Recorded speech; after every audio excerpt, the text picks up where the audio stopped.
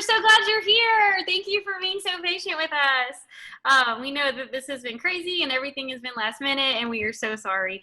And we hope that you still love us and will continue to trust us to love your children. I'm trying to pull up the document because I wasn't anticipating all these emails about the password being wrong. Let's see, my drive. I'm in the wrong drive. Salem Montessori drive.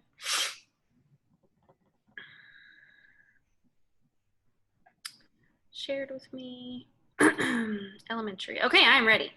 Let's do this. Okay, so it's oh man, Jennifer, I'm really bummed because a lot of these are like old families that we're seeing, and they know so much of this, and like all the people who can't get on are my new families who have no idea what we're talking about.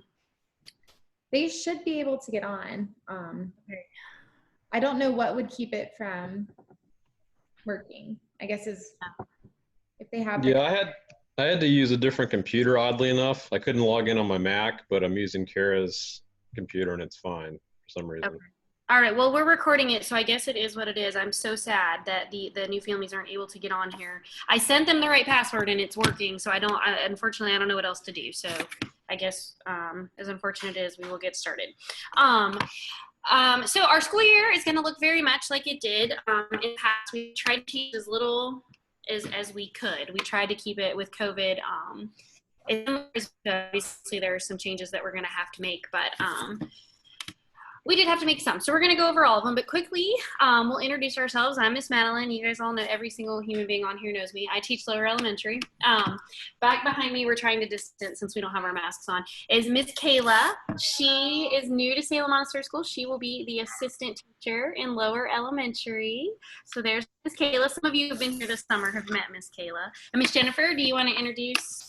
Yeah, so I'm Miss Jennifer. I think you all know me too. I teach 4th through 8th grade, and this is Miss Emily. Hi, everybody. She's going to be helping out upstairs with me, but she's also a certified librarian. So she's going to kind of be like she's going to help us with our library too. So we're really excited about that. All right, so I think we sent everyone the orientation document, and we are just going to go down through it. So if you have a question, please just raise your hand and let us know if you have a question, and we'll stop and talk about it.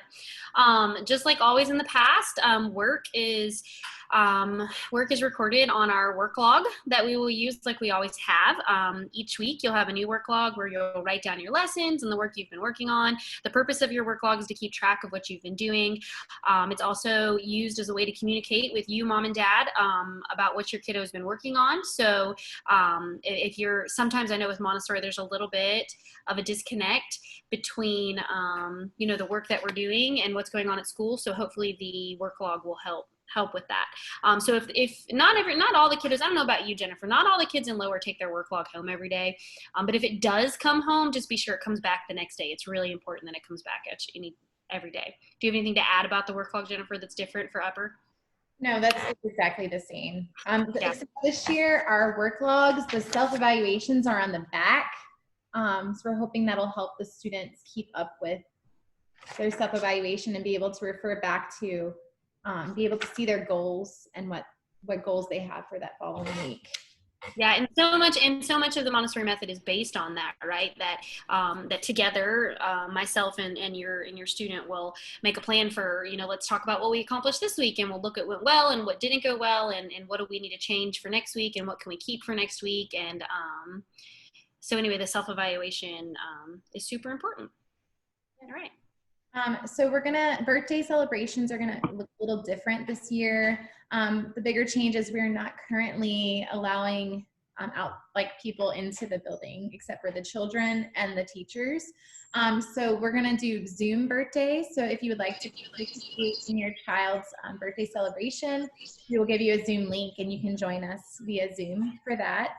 And then snacks, we're still letting people bring in snacks, but they need to be individually wrapped. So for instance, this summer we did the Outshine popsicles was something we did because they're individually wrapped.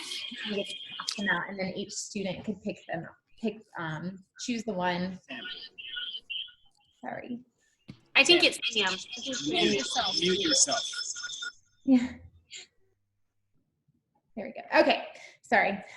Yeah. So, and then each classroom is also going to have an Amazon wish list this year. So if instead of purchasing a book for the classroom, your child could choose something off the Amazon wish list if they would like, and wrap it and bring it in. So we're still going to do snacks and we're still going to do the celebration. It's just going to have to be, if you want to participate, it has to be via Zoom, and the snacks have to be individually wrapped items.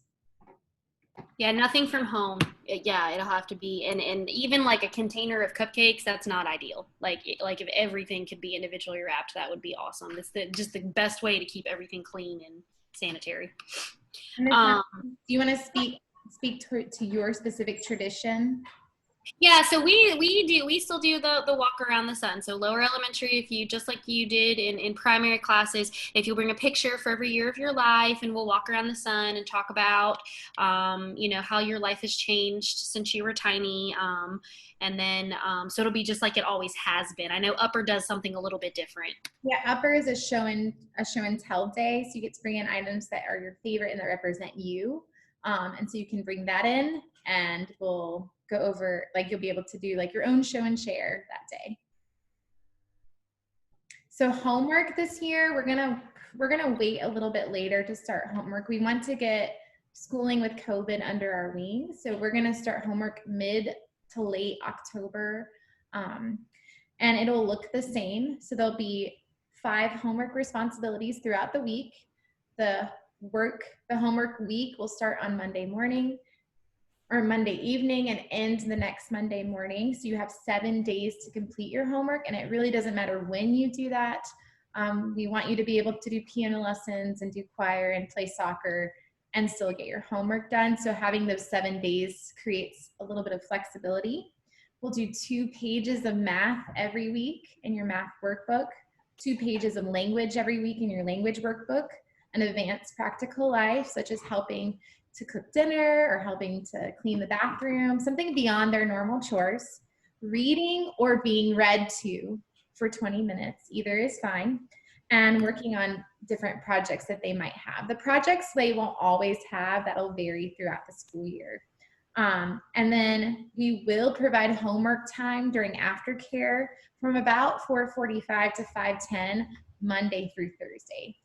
Friday and aftercare, we're like, it's your free afternoon. You don't have to do homework that day. Do you have anything to add about homework, Miss Madeline? No, the only thing I would add is that towards the end of COVID shutdown in the spring, I know some of my students were done with their workbooks and we were trying to order them new workbooks, and we kind of hit some snags with shipping on them and even being able to get them. So we might all have to be a little bit flexible, I think, with publishers about even can we get workbooks. So I just want that to just be out there. It might be easy. I might be like worried about nothing. But at the end of the school year last year, we were hitting some snags with getting them.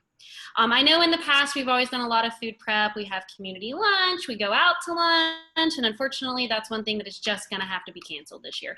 We are not gonna do any food prep in the classroom. We're not gonna have community lunch. We're not gonna take field trips out to eat like we always have.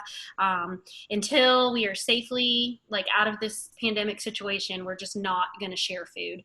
And like even lunchtime, we're all going to sit at our own table. We're not like, we've always eaten family style. That's always how it's been. And unfortunately, we just can't do that. So we're all going to eat at our own table that's spaced 6 feet away from everyone else while we're eating. And there just won't be any sharing of food this year. Unfortunately, it's sad. It's one of my favorite things to do together, but right now it's just not safe to do that. So we're not going to. So the big thing we would probably like to focus a lot of our time on today is talking about drop off and pickup procedures, because those are big differences here on this campus. So when you're looking at this campus, there's like the front door that has like this big ramp down. We will not be using that door right now for entry. That is an emergency exit. That is our emergency exit. So that is not where the children will come in the door. When you pull through the drive-through lane, there'll be arrows, so it'll show you where to drive through. You'll pull all the way up as far as you can, and then your child will get out. And if they are a 1st through 5th grader, they will head up the steps and they will come in through what we're going to call the main door, which is really on the side of the building. 6th through 8th graders will go in through the back gate. That's how they'll get into the school. that, I know that's a big change, because this is all new for all of us, and we will have helpers. We'll have some extra helpers out the first 2 weeks of school to make sure students are getting to where they need to go. When they arrive, we're going to give them some hand sanitizer so they're going to immediately sanitize their hands, and then they will put their things away and head into class. As you know, we have scheduled a kind of scheduled drop-offs between A, B, and C. Please just stick to that 15-minute window as best as you can. And if for some reason, like, you know, the dog got sick this morning or whatever happened, just send us an email to let us know, like, that Sally's going to be late. Just be sure that when you drop off that you do not do a U-turn and then exit back out. I know we've talked about this many times, and we're probably going to continue to talk about this. We really want to respect the families in our neighborhood and their homes and their property. So it's going to be really important that you turn right out of the drop-off lane onto Alberta Drive and then proceed around the neighborhood to exit. Please help us do that. And if you see someone in our community not doing that, please help us and just let us know. We want to keep our neighborhood happy. We want them to feel good about us being at school here. And then for now, I mean, all parents just need to stay in their vehicles during drop-off and pickup time. I know normally we would be at the picnic tables and we could meet with you and say, you know, hey, this and that. If you would like, we will be available to schedule Zoom meetings as regular as needed, but those will need to be scheduled for us to check in with you. Yeah. The only thing I was going to add is, like, our scheduled drop-off times, like, those are just for us to have, like, a way to mitigate this pandemic, right? Like, we just don't want to be all together at the same time. If you are needing to drop off at a time other than your drop off time, please just let us know. Like, we will help you figure out how we can get everybody dropped off when you need to. These windows are just for us to keep everybody out of the vestibule. We don't want you to feel like you can't drop off your kids at other times. Just communicate with us if you need to. So the pickup procedures, this is a big one that we don't know either. We have a plan. We're going to live it. And if it doesn't work, please communicate with us. Like, if you're the ones that are going to be sitting out there in the drop off, in the pickup lane. If it's not working, communicate with us so that we can make the changes that we need to make. But right now our plan is that at 3:30, which is the biggest pickup time, it's the busiest pickup time of the day, we're going to have a teacher out on the deck, once again, on the side deck, not the front door, the side deck, with a walkie-talkie. And when you pull up, she'll walk in and say, hey, you know, come pick up Sophia. Sophia's mom's here. Can I get Sophia? Right now, that's Miss Emily, who's sitting beside Miss Jennifer. She doesn't know all of you yet. So I've already told her she's probably, you know, you're probably going to, she might have to come up and be like, hi, who are you here for? Until she learns all of your faces, and she can just do it naturally.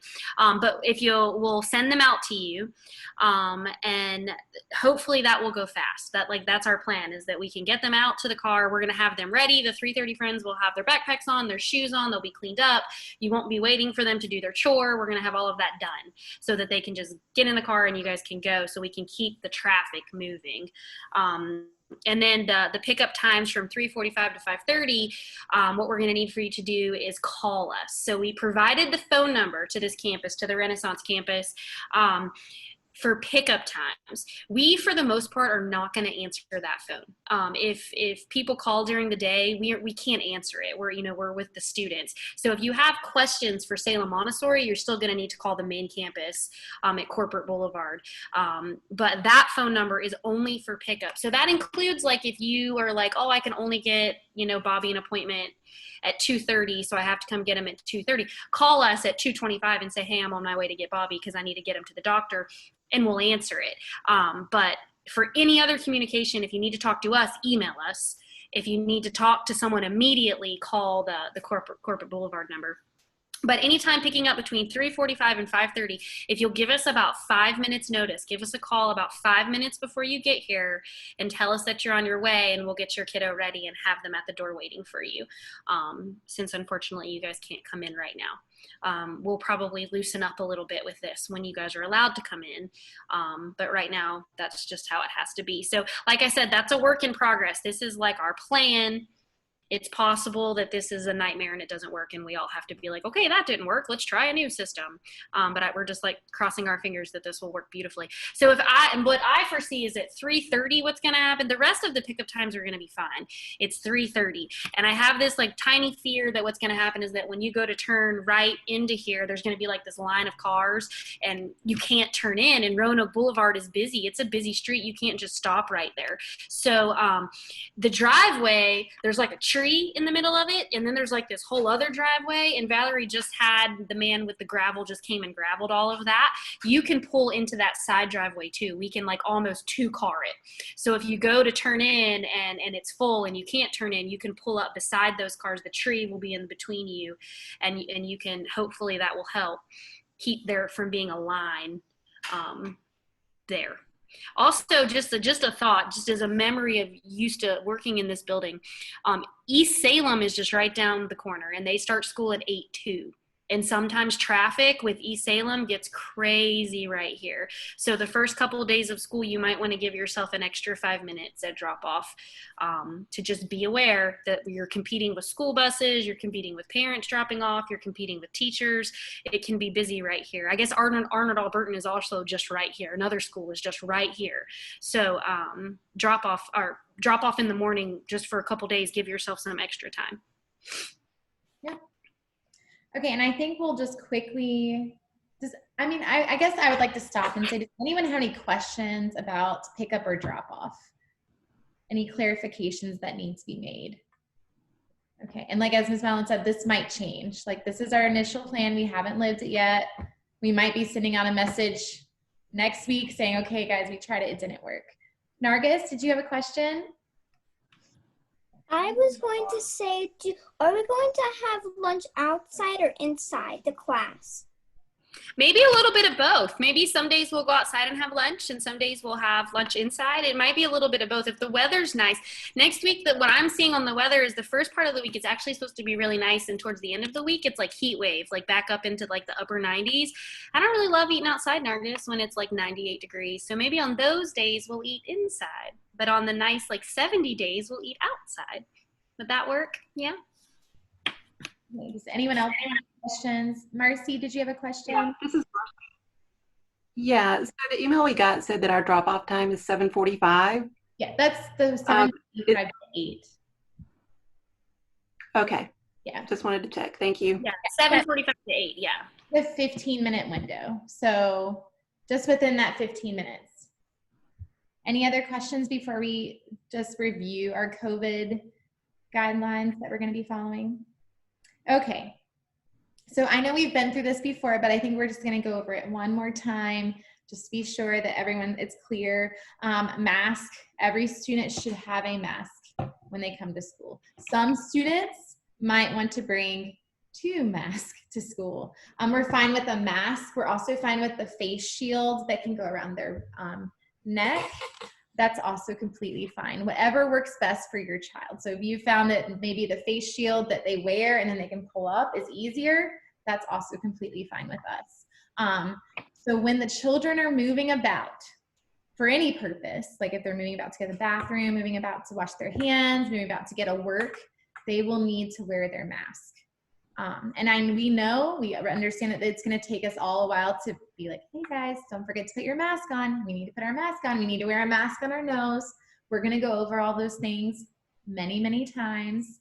There's going to be lots of love and grace and lessons that we're going to give over the next couple of weeks just to help each other out in following these guidelines. When they're sitting at their table, so like every student has their own table with their name. At their table, we've placed their tables 6 feet apart. So at their table, they may take their mask off. So it is safe at their table to take off a mask.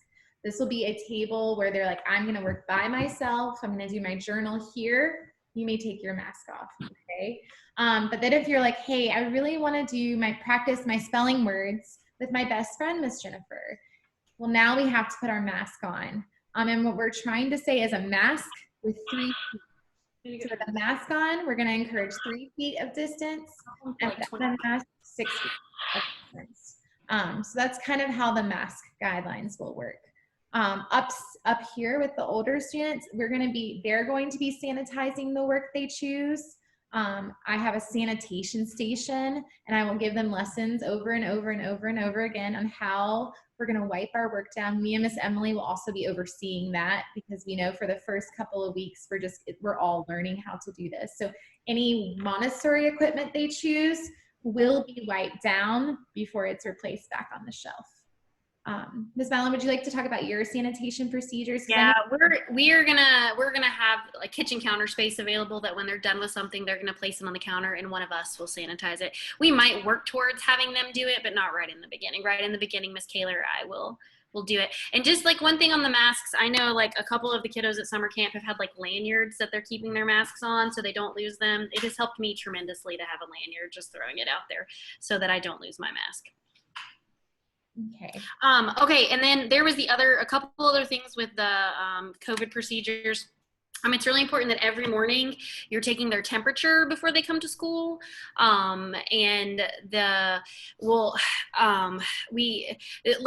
all gonna have to be in this on a little bit of trust here, right? That you don't have symptoms, your kids don't have symptoms, you haven't been somewhere where the infection rate is super high, you didn't decide to go on vacation to like a red place on the map.